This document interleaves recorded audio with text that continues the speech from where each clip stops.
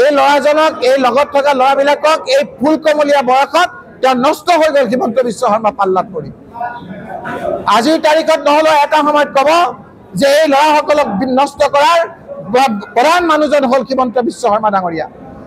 কেৱল নিজৰ স্বাৰ্থৰ কাৰণে এই উঠি অহা যুৱকসকলক পথভ্ৰষ্ট কৰি আজি তেওঁলোকৰ আইনৰ আওতাত তেওঁলোকে আহিবলৈ বাধ্য হ'ব। যদি এনেকৈ জোৰ জবৰ কোনোবাই কৰে, সুপ্ৰিম কোৰ্টৰ ৰায় আছে যে আজি নহ'লেও তেওঁলোকৰ বিৰুদ্ধে ব্যৱস্থা হ'ব, আৰু যেতিয়াই ব্যৱস্থা হ'ব তেতিয়াই মুখ্যমন্ত্ৰী এটা নিৰাপদ দূৰত্বত থাকি এওঁলোকক কোনো ধৰণৰ সহায় নকৰিব। মই আজি তথ্য সহকাৰে কথাখিনি ক'লোঁ।